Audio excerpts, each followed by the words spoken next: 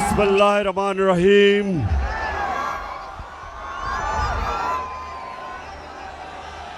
फैसलाबाद माशाअल्लाह सबको आज मैं खुशामदीद कहता हूं अपने नौजवानों को। यहां मेरी बहनें पहली दफा हमारे जलसों में, किसी भी जलसों में पहली दफा इस तादाद में पाकिस्तान की ख्वातीन भी शामिल हैं हमारी तहरीक में।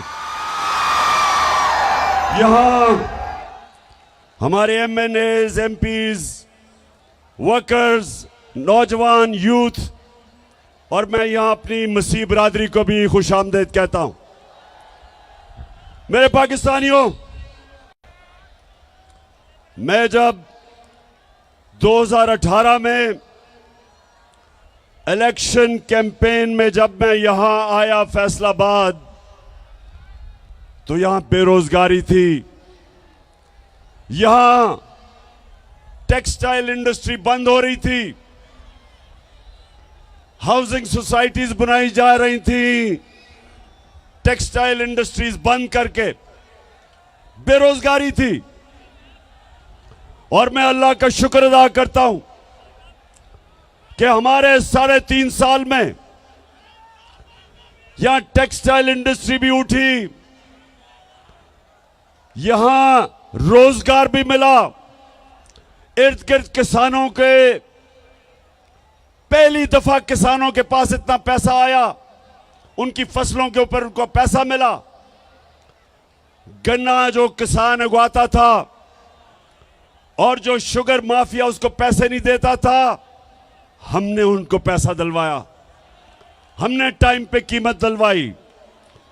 और जब पैसा गया देहात में, किसान ने अपनी जमीनों पे लगाया और पिछले 2 साल हमारे सबसे ज्यादा 4 बड़ी बड़ी फसलों की पैदावार हुई और कीमत भी मिली। आज जब मैं फैसलाबाद यहां पहले मैंने जलसा किया 2 महीने पहले, अब मैं फिर यहां हूं आपके पास। कभी भी सियासी जलसे 3-4 साल के बाद एक शहर में होते थे, उससे पहले नहीं होते थे। यह पहली दफा है कि 2 महीने में फिर फैसलाबाद जलसा कर रहा हूं और माशाअल्लाह इस तादाद में अवाम आई है जलसे पे। लेकिन मुझे अफसोस से कहना पड़ता है कि फैसलाबाद में इंडस्ट्री बंद हो रही है, पावर लूम वाले मेहनत कश वो बंद हो रहे हैं, जो शटल लूम वो भी बंद हो रही हैं, जो एक्सपोर्ट करते हैं। बेरोजगारी बढ़ रही है और उसके अलावा जो बिजली की कीमतें, पेट्रोल और डीजल की कीमतें,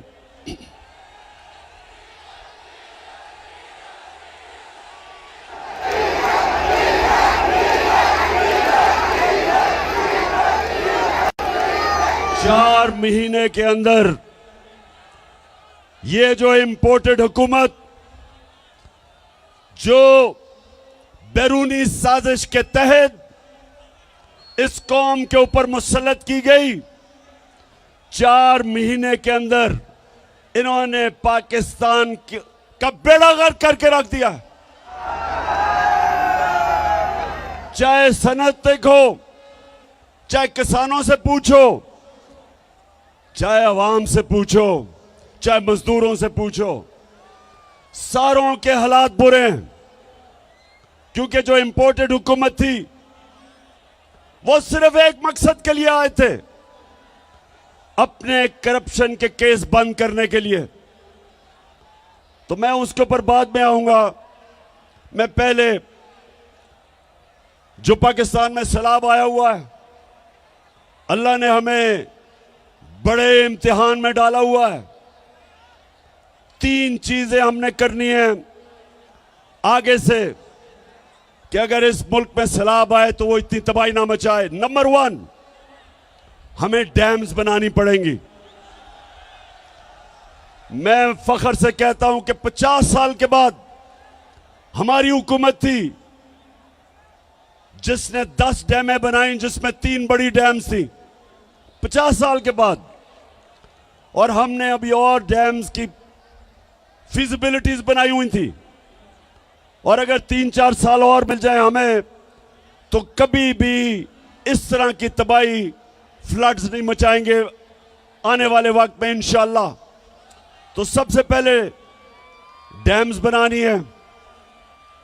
नंबर 2, ये जो मौसम की तब्दीली है, इसके लिए जो हमने 10 अरब दरख्त लगाने का हमारा जो प्रोग्राम है, वो एक ही तरीका है कि हम ये जो क्लाइमेट चेंज है, मौसम की तब्दीली है, ये जो मौसम गर्म हो रहा है, एक ही तरीका है इसकी गर्मी कम करने का कि सारी कौम मिलके आने वाली हमारी नस्लों को बचाने के लिए हम सब मिलकर शजरकारी करें। और इंशाअल्लाह वो हमारा दूसरा प्लान है।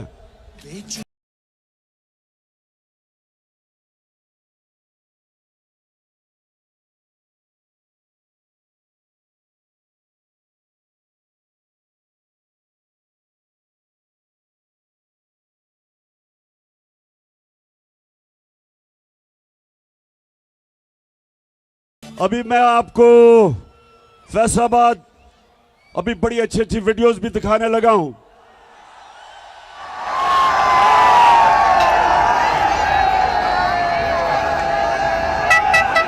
लेकिन उससे पहले मौसम का मैं सिर्फ आपको बता दूं कि हमने मौसम की तब्दीली को भी रोकने के लिए इस कौम ने मिलकर शजरकारी करनी है, हमने डैम्स बनानी है। और तीसरी चीज, जब पानी आता है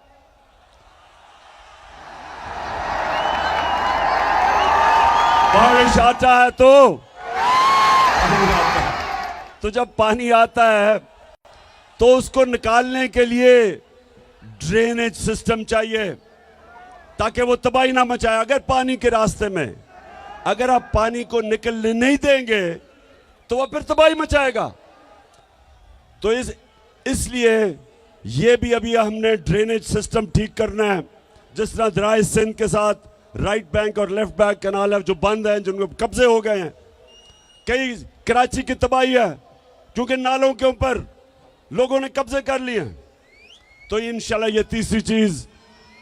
और चौथी, इंशाल्लाह अगले इतवार को मैं फिर से टेलीथॉन करूंगा और खास तौर पे बैरून मुल्क पाकिस्तानियों से इंशाल्लाह अरबों रुपया आपको इकट्ठा करूंगा सैलाब के मुतासरीन के लिए।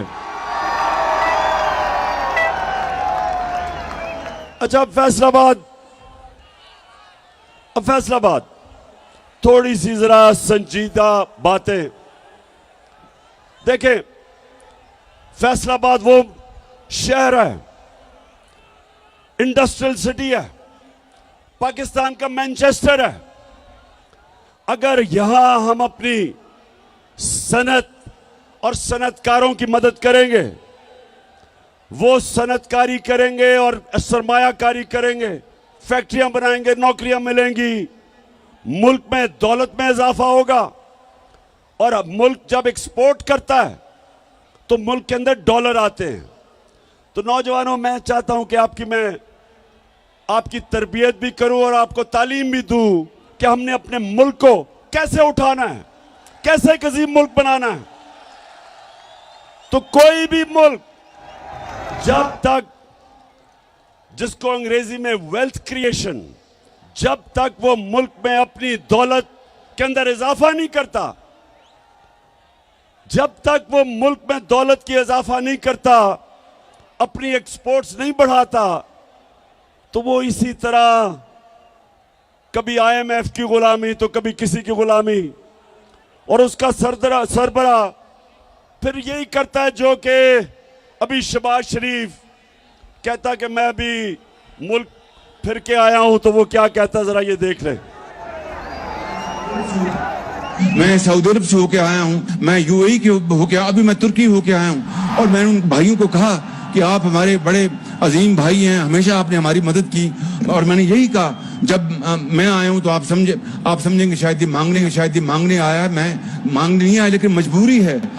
जिस तरह माजी में 75 साल में आपने हमारा हाथ बटाया है, कुछ अर्सा आप हाथ बटा। मैंने कहा मैं वादा करता हूं कि इंशाअल्लाह हम पूरी कौम हम मिलकर दिन रात मेहनत करेंगे, पसीना कराएंगे, अपने पांव पे खड़े होंगे। हाँ शहबाज शरीफ, कौम तो मेहनत करती है। हमारा जो बाहर बैरून मुल्क पाकिस्तानी जो सऊदी अरेबिया, दुबई, दुनिया में जाके पैसे कमाते हैं, 14-14 घंटे काम करते हैं, वो पैसा पाकिस्तान भेजते हैं, जिसको रेमिटेंसेस कहते हैं। वो डॉलर्स पाकिस्तान भेजते हैं। और आप और आपके भाई और जरदारी की तरह करप्ट लोग चोरी करके मुल्क से पैसा बाहर भेज देते हैं।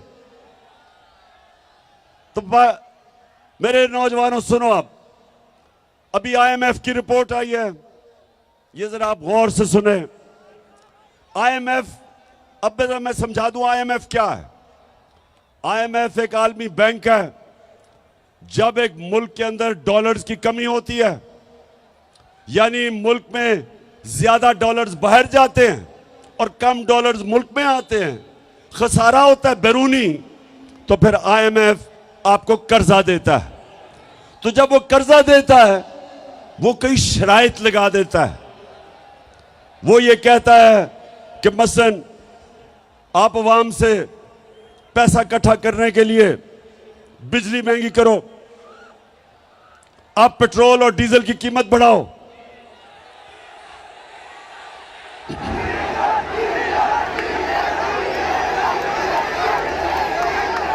वो जोर लगाता है। वो कहता है कि जब तक खसारा खत्म नहीं होता तो तुम कीमतें बढ़ाओ। हम जब हमारी हुकूमत थी, हम क्या कर रहे थे? हम कहते थे आईएमएफ को कि देखो, हम अपनी दौलत में इजाफा करेंगे, हम अपनी इंडस्ट्री को इंसेंटिव देंगे कि ताकि इंडस्ट्री ज्यादा पैदावार पड़े, ज्यादा इंडस्ट्रीज लगे। हम अपने किसान को उसकी मदद करेंगे ताकि वो ज्यादा पैदावार, उसकी फसलें ज्यादा पैदावार करे। और जब ज्यादा पैदावार होगी, हमारी दौलत में इजाफा होगा, हम आपके कर्जे भी वापस कर देंगे और हम अपनी आवाम के ऊपर बोझ कम करेंगे। क्योंकि जब हमारा टैक्स बढ़ जाएगा, उस टैक्स से हम आवाम को सस्ती बिजली भी देंगे, सस्ता डीजल और पेट्रोल भी देंगे। तो हमने फैसलाबाद, गौर से सुनो, हमने पाकिस्तान की तारीख में सबसे ज्यादा टैक्स का पैसा इकट्ठा किया, क्योंकि हमने दौलत में इजाफा किया, हमें टैक्स ज्यादा मिला, हमने करप्शन कम की और तारीखी टैक्स इकट्ठा किया, जिसकी वजह से जब 4 महीने पहले पेट्रोल 1 लीटर 150 रुपए का था, सिर्फ 4 महीने पहले आलमी मंडी में तेल तब $103 का था। और ये जरा सुन ले, नोट करें, ये $103 का आलमी मंडी में तेल था और हम आपको पेट्रोल 150 रुपए लीटर दे रहे थे। आज आलमी मंडी में तेल $96 है, कम हो गया, लेकिन आज आपको 236 रुपए लीटर पेट्रोल पड़ रहा है, क्योंकि हमने अपने पेट्रोल की कीमत नीचे रखी थी। हमने टैक्स से ज्यादा पैसा इकट्ठा करके हमने अवाम पे बोझ नहीं पड़ने दिया। हमने बिजली की कीमत, हमारे दौर में 18 रुपए लीटर, 18 रुपए यूनिट थी, आज 36 रुपए यूनिट है, दुगनी, और टैक्स लगा के तो 50 रुपए यूनिट बन जाती है। हमने लोगों के ऊपर बोझ नहीं पड़ने दिया, हमने अवाम के ऊपर बोझ नहीं पड़ने दिया। 4 महीने के अंदर, और तो छोड़ें डीजल किधर गया, पेट्रोल किधर गया, बिजली किधर गई। आज आटा कराची के अंदर जो हमारे दौर में 20 केजी आटा 850 रुपए पे बिक रहा था, कराची में आज 2000 रुपए पे नहीं मिल रहा। तो ये कौन सी क़यामत आ गई कि 4 महीनों के अंदर महंगाई आसमान पे और माइशत जमीन पे। ये इन्होंने किया है इस इंपोर्टेड हुकूमत ने। और आईएमएफ क्या कह रहा है? आईएमएफ कह रहा है आगे भी हालात बुरे हैं। आईएमएफ ये कह रहा है कि आने वाले दिनों में अभी बिजली और महंगी होगी, करनी पड़ेगी पाकिस्तान को बिजली और महंगी। वो ये कह रहे हैं कि ये हुकूमत कमजोर तरीन हुकूमत है, यहां पॉलिटिकल स्टेबिलिटी नहीं, यहां सियासी इस्तेकाम नहीं। इसका मतलब कि सरमायाकारी नहीं होगी, इसका मतलब दौलत में इजाफा नहीं होगा, इसका मतलब हमारी मैशत सुकड़ती जाएगी, इसका मतलब बेरोजगारी बढ़ेगी, इसका मतलब फैक्ट्रियां बंद होगी, इसका मतलब कीमतें ऊपर जाएंगी, कीमतें ऊपर जाएंगी और बेरोजगारी बढ़ेगी। ये आईएमएफ ने रिपोर्ट दी है। तो मैं आज सवाल पूछता हूं कि सब जिन्होंने साजिश करके इन चोरों को हमारे ऊपर मुसल्लत किया था, आज कौम को जवाब दें कि तुमने किया क्या? गद्दारी की है कौम से।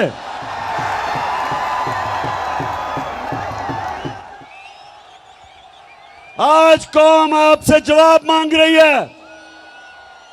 सब जो मुलव्विस थे इसमें, इन चोरों को हमारे ऊपर मुसल्लत किया और उन चोरों ने सिर्फ एक काम किया, आते साथ ही 1100 अरब रुपए की अपनी चोरी आते साथ ही इन्होंने माफ करवाई।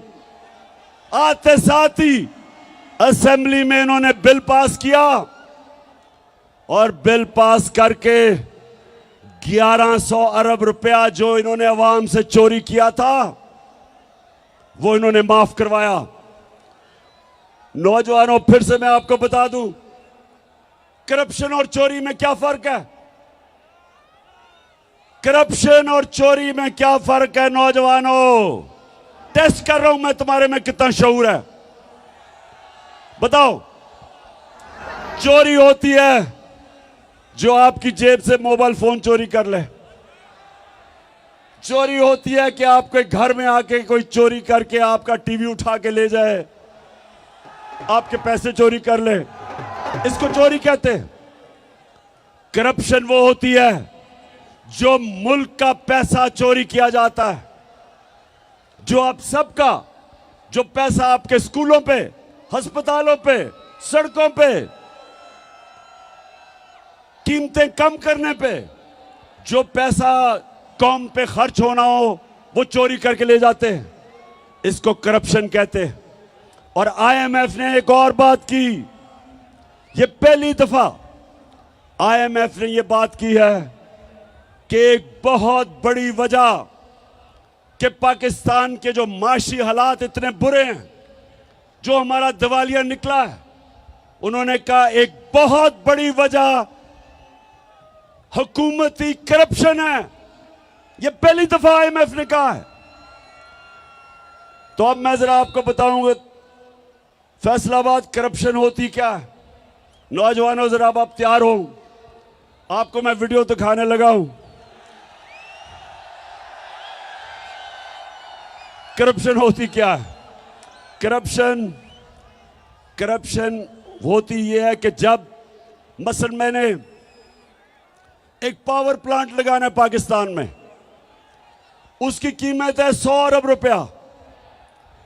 मैं क्या करता हूं, मैं मुल्क का प्राइम मिनिस्टर या वजीर हूं, मैं क्या करता हूं, उसकी कीमत उठा के 120 रुपए कर देता हूं, 120 अरब रुपया, 20 रुपए जेब में डाल लेता हूं।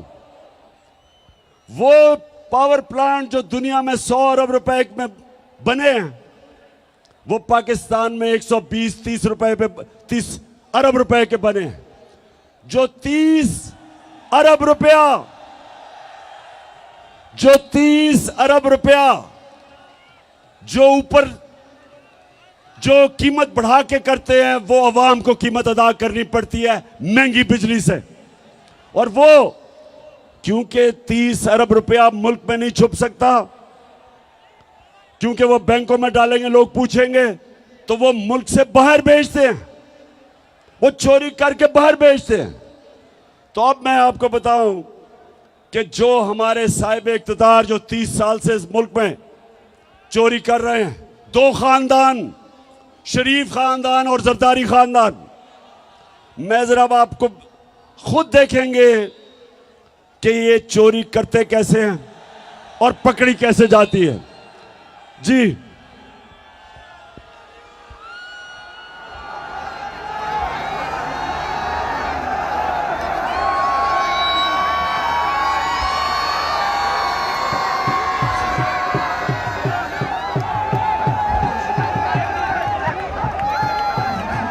इतनी है कि आपको ये प्रॉपर्टी आप ले सकते हैं कि आपने मे फेयर के अंदर जो आपकी 4 अपार्टमेंट्स हैं उनकी 1 अरब से ज्यादा, 1 अरब रुपए से ज्यादा उनकी कीमत है।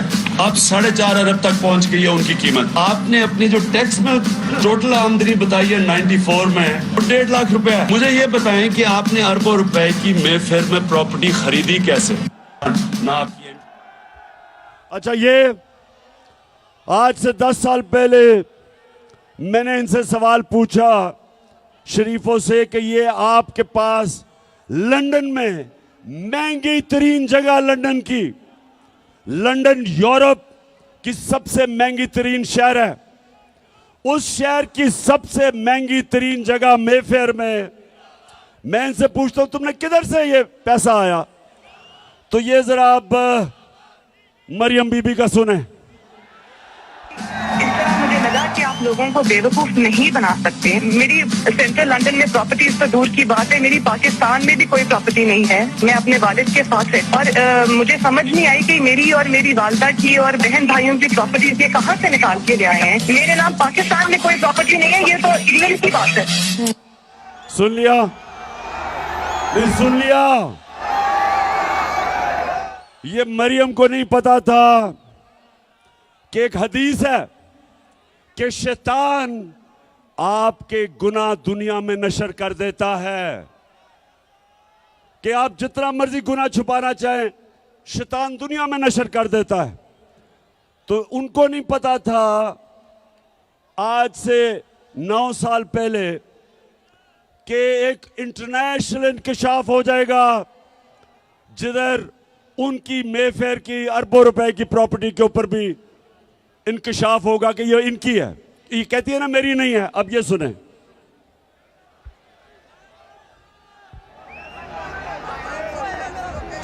नवाज शरीफ, मरियम नवाज, हसन नवाज और हुसैन नवाज के बैरून मुल्क खुफिया असासों का इंकशाफ। पनामा लीक्स ने बैरून मुल्क खुफिया दौलत का भांडा फोड़ दिया।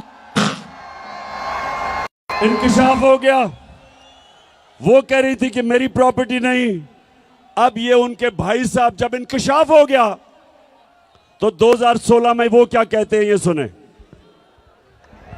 मैं इस बात को तस्लीम करता हूँ कि अल्हम्दुलिल्लाह पाक लेन के ऊपर जो अपार्टमेंट्स हैं वो अल्हम्दुलिल्लाह हमारे हैं। मैं इस बात को तस्लीम करता हूँ कि उनको ऑफशोर कंपनीज नेस्कॉल लिमिटेड और नीलसन लिमिटेड जो है उनको ओन करती हैं। और मैं आपको ये भी अर्ज करता हूँ उनको होल्ड कर रही है इस वक्त मरियम नवाज शरीफ, मेरी हमशीरा जो है। ठीक है जी, समझ गए? अब समझ गए? ये समझ गए कि करप्शन क्या होती है। यहां से पैसा चोरी किया, हुंडी हवाले से लंदन भिजवाया, उधर क्योंकि नवाज शरीफ अपने नाम पर ही लेना चाहता था, कंपनी बनाई, कंपनी की मालिका बनाई मरियम नवाज और उसके नाम पे 4 महंगे तरीन अरबों रुपए के लंदन में प्रॉपर्टी ले ली। अब ये क्यों कह रहे थे कि हमारी नहीं है? क्योंकि ये बता ही नहीं सकते कि किधर से पैसा आया कि इतनी महंगी प्रॉपर्टीज ले ले। अच्छा, अब जब ये सारा सामने आ गया तो लोगों ने मरियम से पूछा कि ये बताएं कि जनाब आपके पास पैसा किधर से आया। तो आप ये जरा सुने कि मरियम क्या कहती है, सुने जरा। हसन हुसैन के पास आज जो भी है वो उनके वालिद से उनको नहीं आया, वो कहते हैं ना, ये पैसा कहाँ से आ गया कि बच्चे इतनी छोटी छोटी उम्रों में अमीर हो गए और अरबपति हो गए। तो मुनीब वो एक अरबपति दादा के पोते हैं, उस अरबपति दादा के पोते हैं जो 1960s और 70s में पाकिस्तान का अमीर तरीन इंसान था। ये जो एसेट्स हैं, ये जो बिजनेस के लिए पैसा है, ये सारा दादा से डायरेक्टली बच्चों को ट्रांसफर हुआ। सुन लिया, ये सुन लिया। मरियम कहती है कि हमारा तो दादा इतना अमीर आदमी था कि हमारे पास तो ये पैसा दादे ने दे दिया। अच्छा, अब दादे ने दे दिया तो दादे का जो बेटा शहबाज शरीफ था वो ये क्या कहता है? मेरे खानदान को 22 खानदानों में शुमार नहीं होता था। मुझे इसके ऊपर बाइस फख्र है कि मेरे वालिद का ताल्लुक एक गरीब किसान के घराने से था, हिंदुस्तान से। वो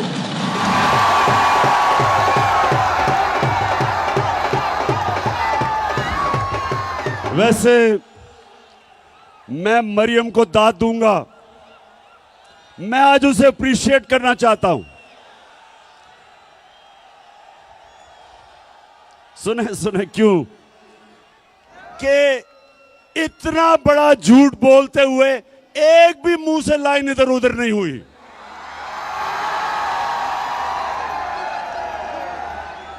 यानी झूठों का बादशाह बना, इतने सीधे मुंह से मेरा तो दादा बड़ा अमीर आदमी था। वो या तो दादा कोई और था या शहबाज शरीफ। वो शहबाज शरीफ कहता है मेरा बाप गरीब आदमी था, वो कहती है मेरा दादा अरबपति था। अब ये मैं आपको क्यों दिखा रहा हूं? ये इसलिए दिखा रहा हूं मेरी कौम आप समझ जाओ कि 30 साल से आपके मुल्क को लूटा जा रहा है।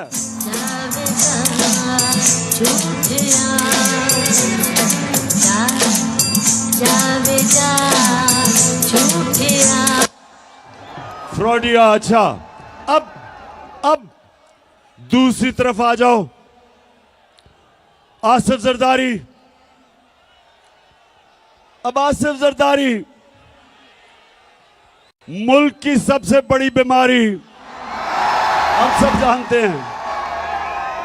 अब ये सुने,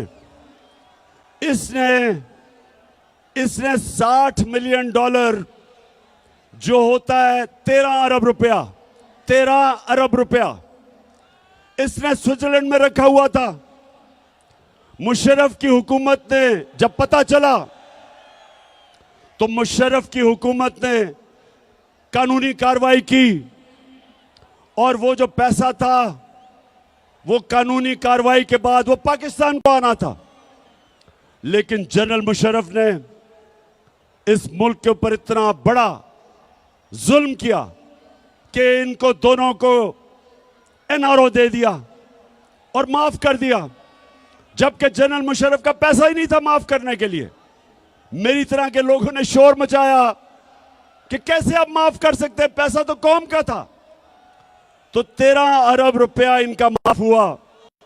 अब ये जरदारी डर गया, इसने एम्बेसडर को भिजवाया, बर्तानिया से एम्बेसडर को स्विट्जरलैंड भिजवाया, ये तब प्रेसिडेंट था, और इसने वो सारे सबूत खत्म किए। जरा ये देखें, ये स्विट्जरलैंड में ये इंतहाई खुफिया और पुरस्कार ड्रामा जेनेवा में उस वक्त मंजर-ए-आम पर आया जब पीर को सुबह 9 बजे वाजिद शमसुल हसन और नैब के सीनियर एहलकार दानिश्वर मलिक जेनेवा में पाकिस्तानी हाई कमीशन की सिफारती कार में प्रोसिक्यूटर जनरल के दफ्तर पहुंचे। जराये के मुताबिक प्रोसिक्यूटर जनरल कई घंटों तक पाकिस्तानी हाई कमिश्नर और नैब के एहलकार को ये दस्तावेजात देने से मना करते रहे, क्योंकि इन दस्तावेजात को पाकिस्तानी सिफारत खाने की जानिब से कोई बाज़ाब्ता तौर पर वसूल नहीं कर रहा था। एनआरओ के बाद ये केस बंद कर दिए गए थे, मगर अब एनआरओ के खात्मे के बाद इस बात के मजबूत शवाहिद थे कि स्विस केस दोबारा खुल सकते हैं और ये शवाहिद पाकिस्तान की आला शख्सियत के खिलाफ इस्तेमाल हो सकते हैं। इत्तलाआत के मुताबिक जेनेवा में हुकूमत पाकिस्तान के साबिक वकील जैक पी से मुकदमात के असल सबूत वापस मांगे गए। जिस पर वकील ने ये कहकर सबूत वापस करने से इनकार कर दिया कि पाकिस्तान की एक आला शख्सियत इन मुकदमात में मुल्जिम है। तो ये जब ये एनआरओ मिला बरतानिया से, जरदारी ने एम्बेसडर को भेजा, तब ये सदर था, वो जिनीवा गया, उसने सारे सबूत जो आप देख रहे थे, सारे सबूत उठा के और 13 अरब रुपया जो कौम का चोरी हुआ था वो सारे सबूत खत्म कर दिए। तो ये जो दो घर हैं, ये जो 30 साल से लूट रहे हैं, इनको दोनों को मुल्क पर मुसल्लत किया गया। और ये जो दो घर हैं, ये पाकिस्तानियों गौर से सुन लें, ये 20 साल एक दूसरे को चोर कहते रहे। 20 साल जरदारी कहता था नवाज शरीफ चोर है और नवाज शरीफ कहता था जरदारी करप्ट है। 20 साल। और जब तहरीक इंसाफ की सुनामी आई, दोनों इकट्ठे हो गए, दोनों चोर मिल गए। और अब इनको हमारे ऊपर मुसल्लत किया गया। 4 महीने में सारी कौम देखो कि उन्होंने किया क्या हमारे साथ। और मैं अब आपसे जो सबसे संजीदा बात करना चाहता हूं वो ये,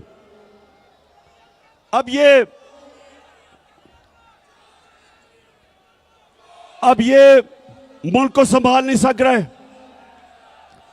मुल्क के हालात बिगड़ते जा रहे हैं। IMF ने भी कह दिया है कि जब तक पाकिस्तान में सियासी इस्तेकाम नहीं होगा, मुल्क के हालात बिगड़ते जाएंगे, माशरत नीचे जाती रहेगी, बेरोजगारी बढ़ती जाएगी, महंगाई बढ़ती जाएगी और पाकिस्तान में इंतशार का डर है, ये IMF कह रहा है। तो सवाल ये होता है कि ये दोनों क्यों इलेक्शंस करवाने से डरते हैं? क्योंकि सिर्फ इलेक्शन की वजह से मुल्क में इस्तेकाम आएगा सियासी। तो ये क्यों डरते हैं इलेक्शन से? ये डरते आपकी वजह से हैं। इनको पता है कि जब इलेक्शन हुआ इनका नाम और निशान मिट जाएगा। और इसलिए एक ये वजह है। और दूसरी बड़ी इंपॉर्टेंट वजह है, पाकिस्तानियों सुनो, दूसरी वजह यह है कि नवंबर में नया आर्मी चीफ आने वाला है। और ये दोनों जरदारी और नवाज शरीफ, इनकी पूरी कोशिश है कि ऐसा आर्मी चीफ आए जो ये अपना कोई फेवरेट लेके आए। ये अपना आर्मी चीफ लाना चाहते हैं क्योंकि पैसा इन्होंने चोरी किया हुआ है। ये डरते हैं कि यहां कोई तकड़ा आर्मी चीफ आ गया, एक मुहिब्बे वतन आर्मी चीफ आ गया तो वो पूछेगा इनसे। तो इस डर से ये बैठे हुए हैं कि ये दोनों मिलकर अपना आर्मी चीफ अपॉइंट करेंगे। अब मैं सारे पाकिस्तानियों से पूछता हूं, फैसलाबाद, गौर से मेरी आप बात सुनो। ये दो जब इनको मुश्किल पड़ती है मुल्क से बाहर भाग जाते हैं। अरबों रुपया इनका मुल्क से बाहर।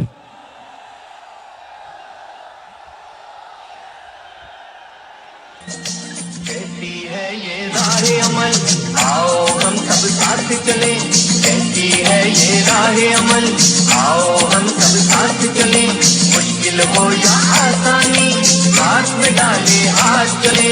मुश्किल हो या आसानी। अच्छा सुनो, सो ये सुने गौर से, दोनों का पैसा बाहर पड़ा है। दोनों जब मुश्किल आती है, जरदारी जेल से निकल के मुशर्रफ के दौर पर भाग गया, नवाज शरीफ जेल से निकल के मुल्क से बाहर भाग गया, एनआरओ लेके दोनों वापस आ गए। फिर थोड़ी मुश्किल पड़ी, जब जरदारी ने कहा मैं ईंट से ईंट बचा दूंगा, डर के फिर बाहर भाग गया। नवाज शरीफ वो जो झूठ बोल के यहां से गया, वो फिर बाहर भाग गया। बच्चे इनके बाहर। इसके नवाज शरीफ के 2 बेटे कहते हैं कि हम पाकिस्तान के शहरी नहीं, वो बाहर बैठे हैं। जरदारी वो आदमी है जिसने मेमो गेट के अंदर अमेरिकनों को कहा था, हुसैन हुक्कानी को उसने भेजा, एडमिरल मलन को, कि मुझे पाकिस्तानी फौज से प्रोटेक्शन चाहिए। ये सुने जरा, उधर नवाज शरीफ डॉन लीग्स में हिंदुस्तान को कहता है कि हम गवर्नमेंट तो चाहती है लेकिन फौज दहशतगर्दी नहीं रोक रही। ये डॉन लीग्स में कहता है। बरकत दत्त को मिलता है, बरकत दत्त लिखती है सार्क कॉन्फ्रेंस काठमांडू में, ये छुप के नरेंद्र मोदी से मिलता है अपनी फौज से डर के। अब ये दो लोग, पैसा इनका बाहर पड़ा, जो वहां की ताकतें जो इनको लेके आई, जिधर इनका पैसा पड़ा, ये उनके गुलाम हैं। तो मेरा सवाल यह है कि क्या आर्मी चीफ उनसे एनओसी लेके बनाएंगे? ये मैं सारी कौम के सामने समझता हूं कि ये सिक्योरिटी रिस्क है। ये दो वो लोग हैं जो मुल्क के गद्दार हैं। पैसा बाहर, इंटरेस्ट बाहर, करप्ट। ये माजी में डॉन लीग्स और मेमोगेट, किसी सूरत इस मुल्क की तकदीर इनके हाथ में नहीं होनी चाहिए। इस मुल्क का आर्मी चीफ मेरिट के ऊपर होना चाहिए। जो सबसे मेरिट पे है उसको आर्मी चीफ बनना चाहिए। किसी की पसंदीदा आर्मी चीफ नहीं होना चाहिए, किसी का फेवरेट नहीं होना चाहिए। तो फैसलाबाद, अब मुझे पता है हिंदुस्तान का मैच शुरू होने लगा और पाकिस्तान का।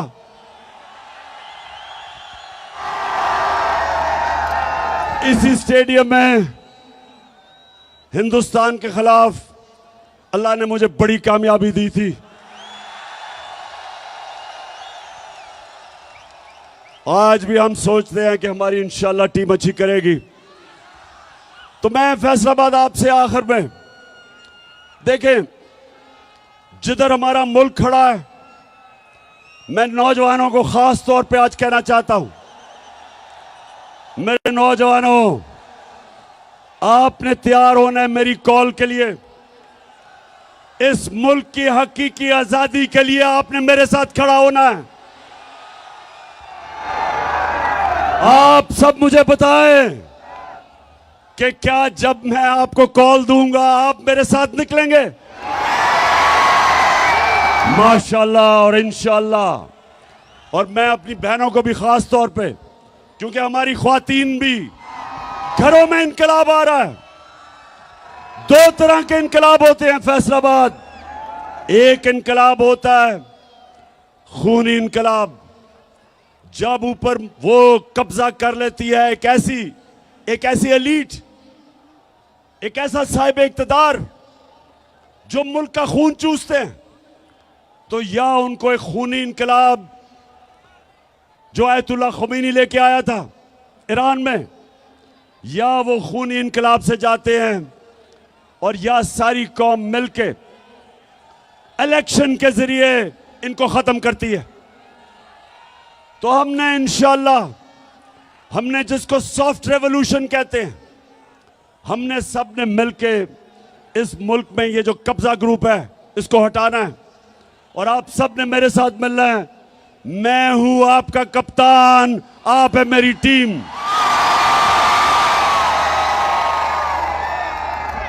और फैसलाबाद इलेक्शन भी आ रहा है, यहां एक इलेक्शन भी है, आपको पता है लोटों का। फैसलाबाद में भी एक दो लोटे निकले हैं।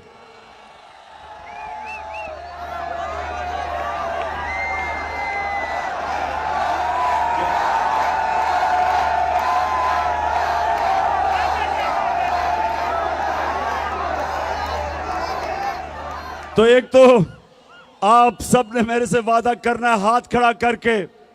अभी वादा क्या करना है कि कभी फैसलाबाद में लोटों को जीतने नहीं देना। और इंशाल्लाह जो मेरा इलेक्शन है यानी 108 जो मैं लड़ रहा हूं यहां से, आपने सब ने मेरी टीम बन के पूरी कोशिश करनी है। इंशाल्लाह हम ये इलेक्शन भी जीतेंगे, हम बड़ा इलेक्शन भी जीतेंगे और इंशाअल्लाह इस मुल्क को हकीकी तौर पे आजाद करके एक अजीम कौम बनाएंगे। इंशाअल्लाह वो कौम जिसका नारा था कि पाकिस्तान का मतलब क्या और मेरा तेरा रिश्ता क्या। और जब हमारा ईस्ट पाकिस्तान से रिश्ता टूटा, क्योंकि हम ला इलाहा इल्लल्लाह से पीछे हट गए, क्योंकि हमने ईस्ट पाकिस्तान के लोगों से इंसाफ नहीं किया। जब आप इंसाफ नहीं करते इंतशार होता है और अल्लाह का हुक्म है, अल्लाह का तो हुक्म है कि मेरी जमीन पे इंसाफ कायम करो। तो फैसलाबाद हमारा रिश्ता सारे पाकिस्तानियों का ला इलाहा इल्लल्लाह है और हमारा अल्लाह से वादा है ला इलाहा इल्लल्लाह कि हम सिवाय अल्लाह किसी के सामने नहीं झुकते, ना अमेरिकनों के सामने झुकते हैं, ना पैसे के सामने झुकते हैं, ना खौफ के बुत के सामने झुकते हैं, ना लालच के सामने झुकते हैं। हम एक खुददार कौम है, हम एक गैरतमंद कौम है और इंशाअल्लाह हम एक दिन आएगा कि सारी दुनिया में हमारे हरे पासपोर्ट की इज्जत होगी। पाकिस्तान जिंदाबाद।